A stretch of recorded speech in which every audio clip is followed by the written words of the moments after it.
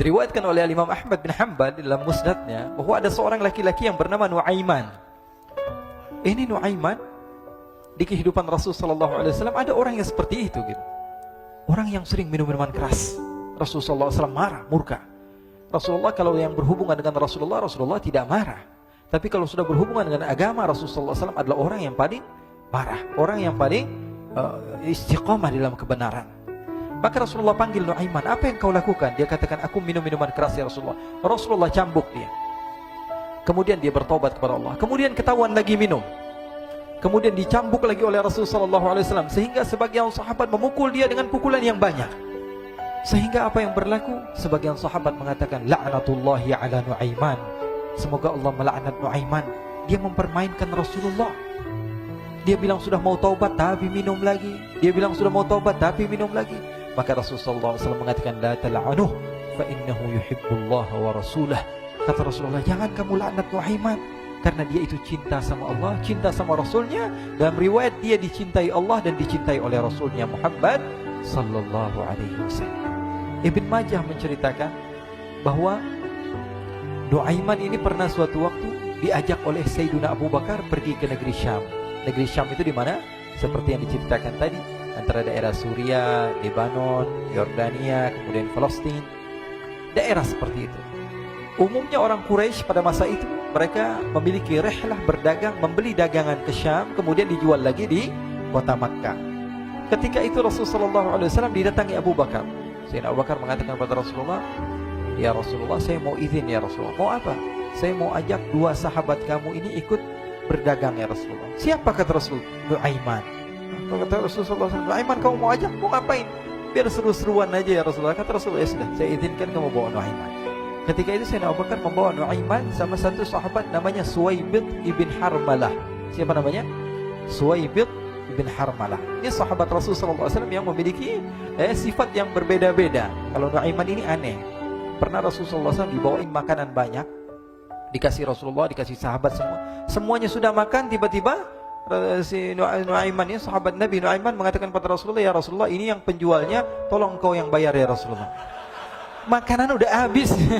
Makanan udah habis. Rasulullah SAW bingung, saya yang bayar. Akhirnya Rasulullah katakan kepada sahabat, ayo keluarkan uang, kita patungan, kita bayar. Rasulullah aja dimainin, apalagi kita orang. Sallu ala Nabi Muhammad. Nuaiman diajak Sayyidina Abu Bakar. Kata Rasulullah SAW, benar kamu mau ajak Nuaiman? Iya ya Rasulullah. Diajaklah. Diceritakan dalam riwayat Ibn Majah, diceritakan juga dalam Siyar A'lam An-Nubala, diceritakan juga dalam musnadnya Imam Ahmad bin Hanbal, dalam riwayat Imam Ahmad bin Hanbal. Maka diceritakan Nuaiman diajak oleh Sayyidina Abu Bakar. Sesampainya di negeri Syam, semua dibagi tugas. Fulan bin Fulan kerjaannya ini, Fulan bin Fulan kerjaannya ini, semua memiliki kerjaan. Nuaiman tanya, wahai Abu Bakar, kerjaannya saya apa wahai Abu Bakar? Kata Sayyidina Abu Bakar, kamu mau ngapain terserah kamu wahai Nuaiman. Yang penting kamu ikut saya kan. Kemudian satu di antara mereka namanya Suwaibid ibn Harmalah. Ditanya oleh Sayyidina Abu Bakar, wahai Suwaibid, kamu mau kerjaan apa? Kata Suwaibid, terserah kamu wahai Abu Bakar. Kata Sayyidina Abu Bakar, kamu menjaga makanan, karena saya tahu kamu ini adalah orang yang senantiasa menjaga amanah. Suwaibid ini kalau disuruh maju dia maju, disuruh mundur dia mundur, disuruh ke kanan dia ke kanan, disuruh ke kiri dia ke kiri. Orang yang ikut aja. Kalau Nuaiman beda, disuruh maju dia ke belakang, kasih sen kanan ke kiri belok. Nuaiman itu orang yang berbeda. Maka Suwaibid mendapatkan tugas, semua mendapatkan tugas kecuali Nuaiman. Sehingga ikhwani, apa yang berlaku, apa yang terjadi? Sayyidina Abu Bakar pergi sibuk dengan kesibukannya, sehingga datanglah waktu siang. Nuaiman sudah lapar. Nuaiman cari makanan. Dia nggak punya uang, diajak Sayyidina Abu Bakar tapi tidak diberikan uang. Sehingga dia cari-cari makanan. Dia tahu Suwaibid yang jaga makanan. Dikatakan, wahai Suwaibid, saya mau makan, berikan kepada saya satu roti saja. Yang terpenting apa? Saya makan sekarang, saya sudah lapar. Kata Suwaibid, ya Allah Nuaiman, kita tunggu Abu Bakar saja sehingga dia datang, karena ini amanat. Amanat dari Abu Bakar, saya tidak boleh berikan kepada siapapun kecuali atas izin Abu Bakar. Kata Nuaiman, kasih saya makanan, kalau tidak saya bikin masalah sama kamu.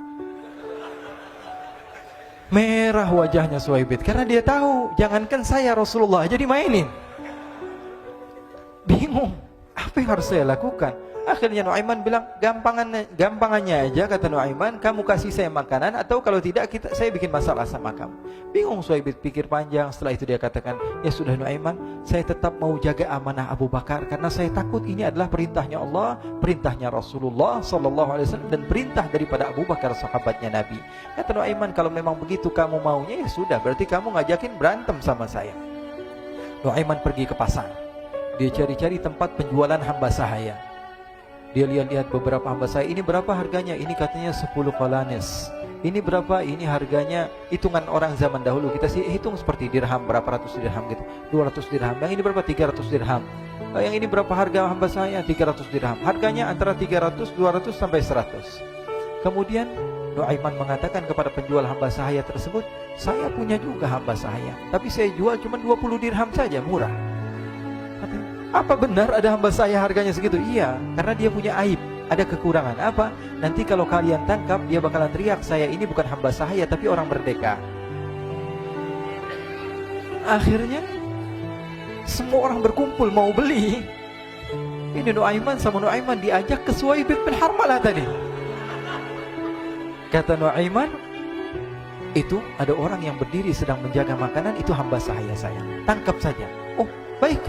Diberikan uang 20 dirham, dimasukkan oleh Nuaiman ke kantongnya, kemudian Suhaib ditangkap. Ketika ditangkap, Suhaib teriak, saya bukan hamba saya orang merdeka. Maka orang-orang tersebut mengatakan, saya sudah tahu kekurangan kamu. Ini memang kekurangan kamu, memang kamu, tapi saya tidak perlu dengan bacot kamu, yang penting kerjanya kamu gitu. Ya kan hamba saya untuk apa? Untuk kerja. Mau dia ngomong apa, mau ngomel, terserah, yang penting dia mau kerja. Akhirnya ditangkaplah Suhaib dan dijual di pasar. Nuaiman punya uang banyak ini.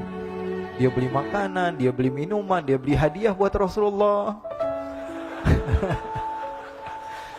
Dia beli macam-macam di negeri Syam ini. Waktu itu adalah superpower, adidaya Romawi.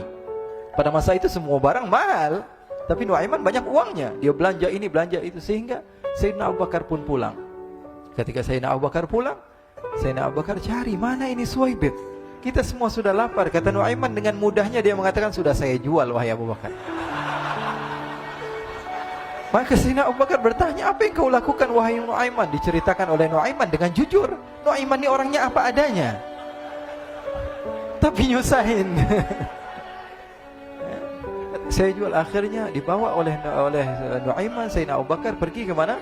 Ke pasar. Lalu dibeli lagi oleh Sayyidina Abu Bakar As-Siddiq Suhaib, yang tadinya orang merdeka menjadi hamba sahaya sebentar, kemudian dibeli lagi oleh Sayyidina Abu Bakar. Pulang ke Madinah, kisah ini diceritakan di hadapan Rasulullah SAW. Maka perawi mengatakan, fadhahikan nabiyyu hatta badat nawajiduhu. Ketika diceritakan kisah Nuaiman tersebut dengan Suhaib, Rasulullah tertawa sejadi-jadinya, sehingga gigi geraham Rasulullah SAW nampak di wajah mata para sahabat. Sehingga perawi lain mengatakan, 1 tahun berlalu Rasulullah, setiap ada tamu yang datang pada Rasulullah akan ceritakan kisah Nuaiman menjual Suhaib tersebut. Jadi ada ikhwani, jangan kalian kira Rasulullah SAW itu hidup di satu masa sahabat-sahabatnya itu seperti ustadz-ustadz yang khusyuk, yang kayak Habib bin Anis ini banyak. Bahkan ikhwani, mungkin di akhir karena masanya sudah habis, pernah suatu waktu Rasulullah SAW didatangi asyraf, delegasi dari beberapa negara yang ingin mengenal apa itu agama Islam. Sehingga mereka datang ke rumah Rasulullah SAW membawa unta, kendaraan yang ketika itu kendaraan yang paling mahal mereka miliki. Itu untanya yang paling mewah. Diikat di depan rumah Rasulullah SAW. Tamunya pun masuk, duduk bersama Rasulullah SAW. Di depan rumah Rasulullah SAW ada beberapa sahabat. Ada Sayyiduna Hamzah. Kalian tahu Sayyidina Hamzah adalah orang yang pemberani. Ada Sayyiduna Umar. Kalian tahu Sayyidina Umar adalah orang yang pemberani. Ada Sayyiduna Ali bin Abi Thalib. Ada Sayyiduna Sa'ad bin Abi Waqqas. 4 sahabat ini lagi nongkrong gitu depan rumahnya Rasulullah SAW, berjaga sebelum Allah Subhanahu wa taala turunkan ayat wallahu ya'simuka minan nas. Ketika mereka sedang asyik duduk, tiba-tiba Nuaiman datang. Ini Nuaiman kalau datang pasti bikin sesuatu yang aneh. Bahkan dikatakan tidaklah Rasulullah SAW dalam keadaan bersedih, kecuali Nuaiman datang Rasulullah akan tersenyum. Jadi sebagian sahabat itu senang kalau sudah Nuaiman datang, pasti Rasulullah bahagia. Tapi ketika itu Nuaiman datang, ingin duduk bareng-bareng Sayyidina Hamzah. Sayyidina Hamzah katakan kepada Nuaiman, bercanda begitu.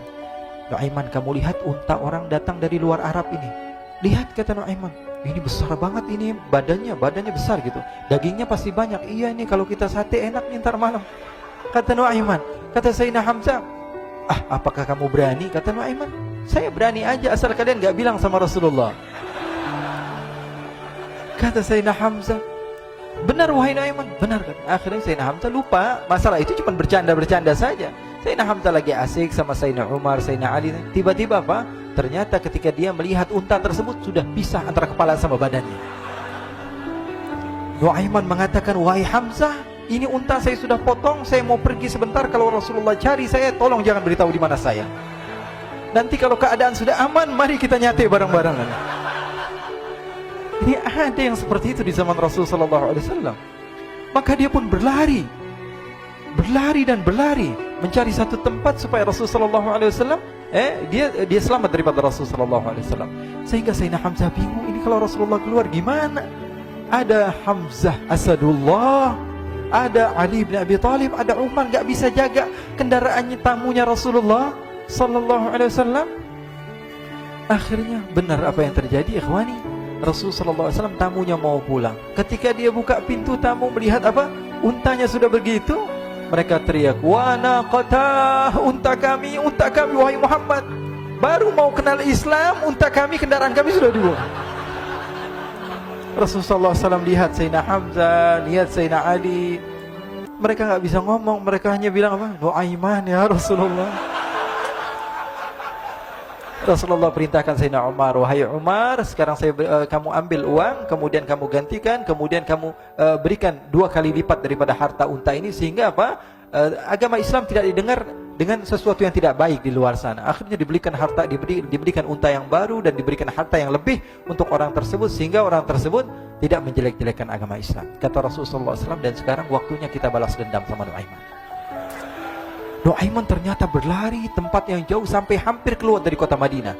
Dia dapatkan seorang sahabat Nabi yang hadir juga dalam peperangan Badar, namanya Al-Miqdad bin Al-Aswad. Siapa namanya? Al-Miqdad bin Al-Aswad ketika itu sedang menggali sumur. Ketika sedang menggali sumur, Nuaiman datang.